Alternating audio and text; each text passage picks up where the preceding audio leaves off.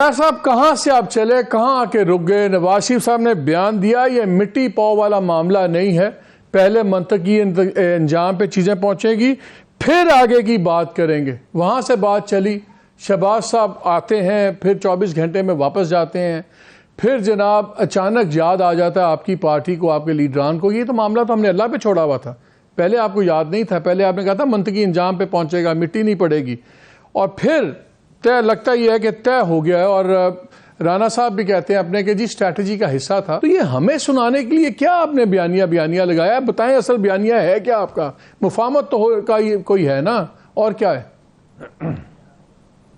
اصل بیانیہ تو وہی ہے جو اسحاق ڈار صاحب نے کہا، کیونکہ وہ بھی معیشت کے آدمی ہیں، کہ جی سب سے بڑا مسئلہ، کیونکہ یہ ڈبیٹ جب ہوئی تھی پارٹی کے اندر، ظاہر ہے اس ہر ڈبیٹ میں دو اوپینین ہوتے ہیں، کہ جی اس وقت جو لوگوں کی جو اس حالت ہے، عام پاکستانی کی حالت ہے، وہ اتنی خراب ہے کہ کبھی شاید پاکستان کی تاریخ میں نہیں تھی۔ آج ہی کے نمبرز اگر آپ دیکھ لیں مہنگائی کے حوالے سے، تو لوگ پسے ہوئے ہیں، اور اگر ہم اپنی ترجیحات کو سیٹ کر رہے ہیں، بیانیہ پارٹی کا جو ہوتا ہے وہ ایک بیانیہ جب آپ کہتے ہیں تو پھر وہ ترجیحات میں آتا ہے۔ تو عام پاکستانی کے لیے کیا وہ ترجیح ہے کہ جی آپ کو ان کو کیفر کردار تک پہنچانا ہے، یا یہ ترجیح ہے کہ پاکستان کے عوام کی جو حالت ہے اس کو ٹھیک کرنے کے لیے بھرپور کوشش کی جائے؟ تو کیا یہ بات، یہ نواز شریف صاحب 4 سال سے لندن میں ہیں، ہمارا تو خیال تھا کہ ٹوٹلی لوگوں سے ہر وقت ملتے ہیں، کیا ان کو وہ ڈسکنیکٹڈ تھے عوام سے جو انہوں نے پہلے یہ بیانیہ شروع کیا، اور اس کے بعد جب شہباز شریف صاحب کو پاکستان بلایا گیا، پیغام کے ساتھ واپس بھیجا گیا، پھر ان کو پتہ لگا کہ یہ اصل بیانیہ تو یہ ہونا چاہیے، لوگ تو یہ سوچ رہے ہیں، تو اس کا مطلب ان کا ڈسکنیکٹ تھا؟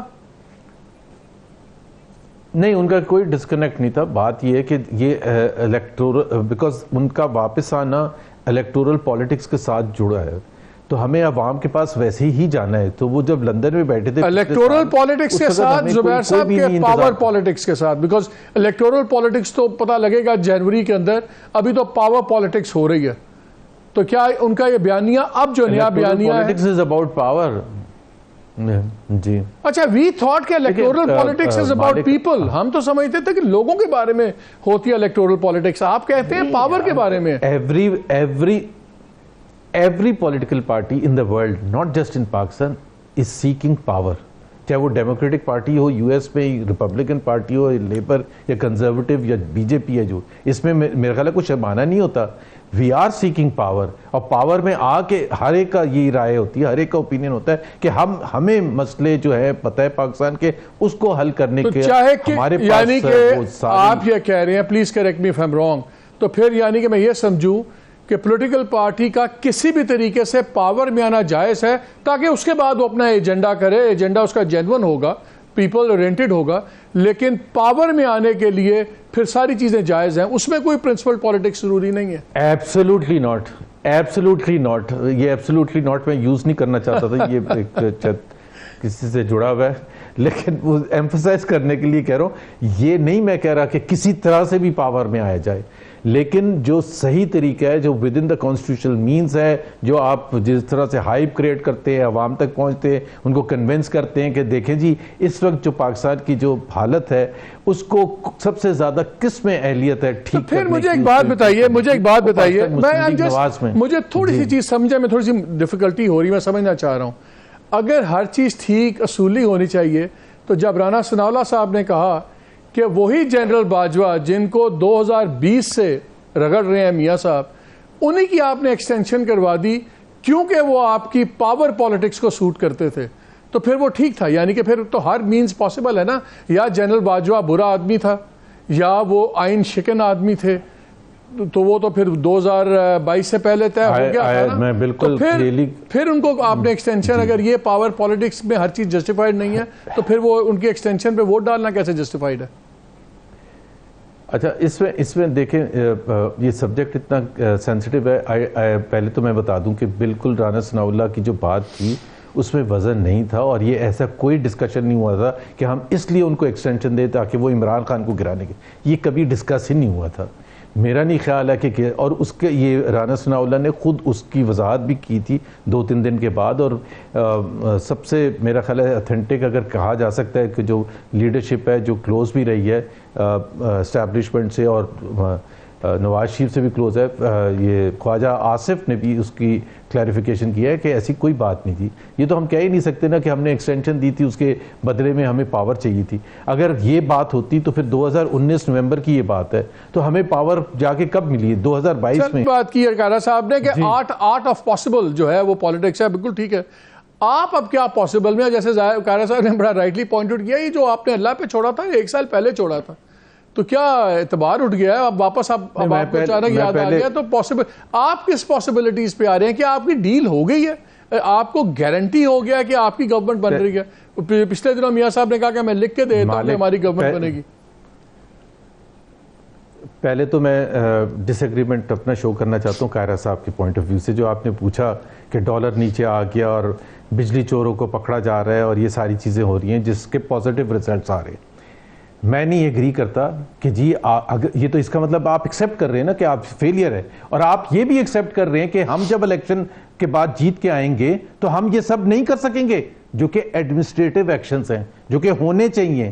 منی چینجرز جو ہیں وہ اسٹیٹ بینک کے ایمبٹ میں آتے ہیں. They are governed by the rules of State Bank of Pakistan just like the normal banks are. تو یہ کہنا کہ جی اگر ایک ادارہ سے اسٹیٹ بینک آف پاکستان اپنا کام نہیں کر رہا تھا اور پاکستان کے عوام پس رہے تھے as a result of that, مجھے بھی اور آپ کو بھی اور آپ کے کیمرہ مین کو بھی اور پورے دنیا کو پتا تھا کہ کس طرح سے وہ فلیز کر رہے ہیں پاکستانی عوام کو. وہاں بورڈ پر شو کر رہے ہیں 300 سے 310 روپے اوپن مارکیٹ ریٹ اور دے رہے ہیں بیچ رہے ہیں 330 روپے کا. تو اگر ہم یہ کہہ رہے ہیں آج کہ ہم یہ نہیں کر سکتے ہیں تو پھر ہم کیا ٹھیک کرنے کے لیے آ رہے ہیں؟ کیا پاکستان کے عوام کو بتا کے آئیں گے کہ جی ہم پاکستان کا نقشہ بدل دیں گے؟ آپ کے ایک زبیر صاحب اس پہ میں قاہرہ صاحب کی سپورٹ اس لیے کر رہا ہوں, آپ کی پارٹی نے تو جب اسماعیل مفتاح نے ٹیکس لگایا ریٹیلرز پہ, دکانداروں پہ, جو بنتا تھا 100 روپے روز کا بھی بڑی دکانوں پہ, تو ایڈمنسٹریٹولی تو آپ لوگ خود نہیں کر پائے, نئی چیزیں کی آپ نے.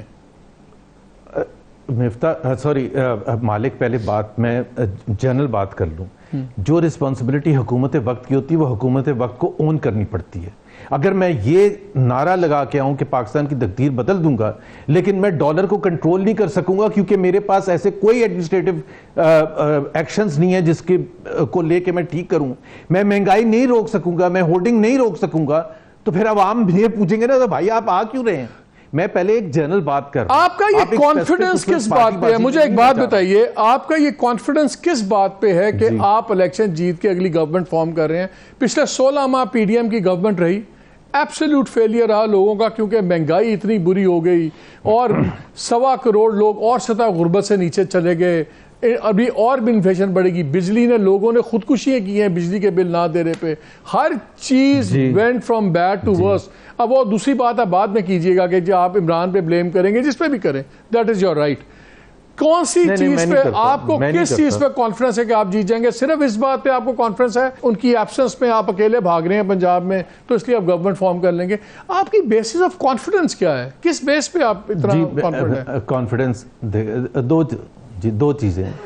ایک, ہم 16 مہینے کے بیسس پر تو عوام کے پاس جا ہی نہیں رہے, ہم وہ 3 ادوار جو میاں نواز شریف کے تھے اس کے بیسس پر جا رہے ہیں.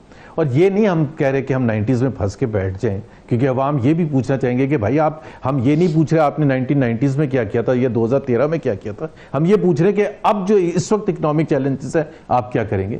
سو ہمارا جو اکنامک ایجنڈا ہوگا وہ ریفارمسٹ اکنامک ایجنڈا ہوگا. وہ پاکستان جو اس وقت فیس کر رہا ہے, چاہے وہ ایجوکیشن سیکٹر ہے, چاہے وہ ہیلتھ کیئر ہے, چاہے وہ صاف پینے کا پانی ہے, پبلک ٹرانسپورٹیشن ہے, یا ٹیکس کا نظام ہے, یا اسٹیٹ انسٹیٹیوشنز کی بدحالی ہے, اگر ہم نے ایک strong, very strong aggressive reformist agenda نہیں بنایا کہ جس کی بنیاد کے بیسس پر پاکستان جہاں آج پھنسا ہے, مالک آپ بھی سمجھتے ہیں, میرا نہیں خیال ہے پاکستان کی اکانومی کا اتنی مشکل حالت تھی.